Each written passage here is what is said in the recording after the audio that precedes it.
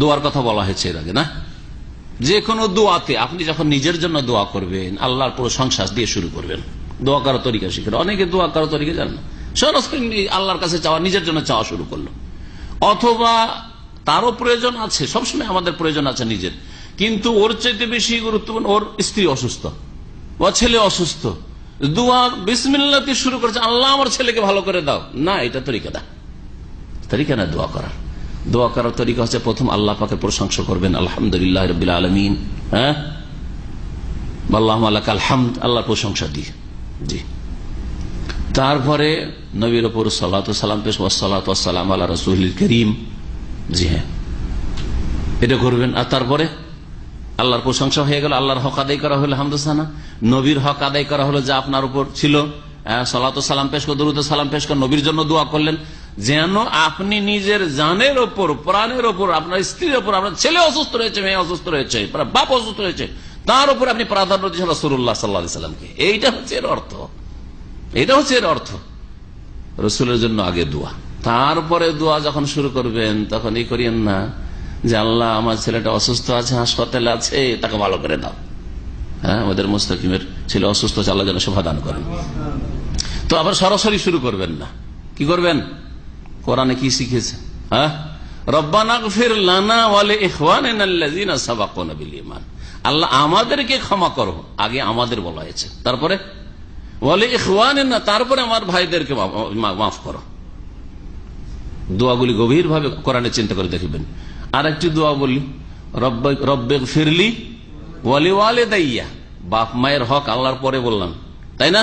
তারপরে দোয়ার ক্ষেত্রে নিজের থেকে শুরু করতে হবে, কারণ আপনি আল্লাহর রহমতের বেশি মুখাপেক্ষী আমি আমার দুনিয়া আখিরাতের কল্যাণের জন্য। তারপরে বাপ মায়ের, আমার রহমতের বেশি দরকার, হ্যাঁ, আমার আল্লাহর বরকতের বেশি দরকার। সুতরাং রব্বিগফিরলি ওয়া লিওয়ালিদাইয়া, আল্লাহ আমাকে মাফ করে দাও, ওয়া লিওয়ালিদাইয়া, এবং আমার মাতা পিতাকে মাফ করে দাও, ওয়া লিমান দাখালা বাইতিয়া মুমিনা। নবী আলাইহিস সালাম এইভাবে দোয়া করেছেন। জি হ্যাঁ, তার নিজের থেকে শুরু করবেন দোয়াতে।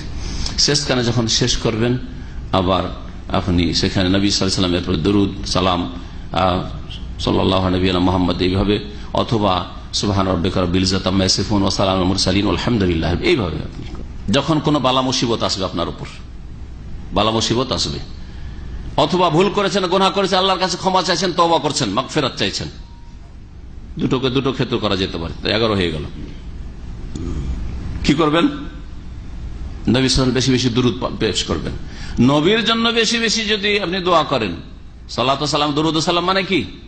নবীর জন্য বেশি বেশি দোয়া করা। তো নবীর জন্য যদি বেশি বেশি দোয়া করেন, অথচ আপনার প্রয়োজন, আপনার বালা মুসিবত আছে, হ্যাঁ, আপনার গুনাহ আছে, তওবা করতে চাইছেন, তার আগে নবীর জন্য দোয়া করছেন আপনি, তাহলে আপনার গরজটাও আল্লাহ পুরো করে দিবেন, আপনার গরজটা পুরো করে দিবেন। এই মর্মে একটা হাদিসের ছোট্ট অংশ শোনাই। উবাই বিন কাব রাদিয়াল্লাহু তাআলা বলছেন, কুলতু, আমি বললাম, নবী সাল্লাল্লাহু আলাইহি ওয়াসাল্লাম যখন দুরূদ সালামের খুব ফজিলত বললেন, তখন আজআল্লাকা সালাতি কুল্লাহা, আপনার জন্য কি তাহলে সম্পূর্ণ দোয়াটাই আমি আপনার জন্য করব? আমি দোয়া করতে কি আমার প্রয়োজন, আমার ছেলে মেয়ের প্রয়োজন, কিন্তু যত ফজিলত শুনলাম সালাত ও সালামের, সালাতের, দুরুদের, তাহলে পুরো দোয়াটাই কি আমি আপনার জন্য করব? শুধু সালাত পেশ করব, এই দিয়ে আমার সব গরজ পুরা হবে? তখন বললেন, এজান তুকফা হাম্মুকা ওয়া ইয়াগফিরু লাকা যামবুকা বা ইউগফারু লাকা যামবুকা, মাজহুল করে পড়লেন, বা ইউগফারু লাকা যামবুকা। তুকফা হাম্মুকা, যদি তুমি তোমার দোয়াতে পুরোটাই দুরূদ পড়ো, তাহলে তোমার দুশ্চিন্তা দূর করার জন্য যথেষ্ট হবে, বালা মুসিবত দূর করা যথেষ্ট হবে। ওয়া ইউগফারু লাকা যামবুকা, আর তোমার গুনাহ মাফ করে দেওয়া হবে, তোমার গুনাহ মাফ করে দেওয়া হবে। তাহলে গুনাহ হয়েছে বুঝতে পারছেন, আর সবসময় গুনাহ হচ্ছে, বেশি বেশি দুরূদ সালাম পেশ করলে গুনাহ মাফ হয়। হাদিস রয়েছে তিরমিজিতে এবং হাদিস হাসান।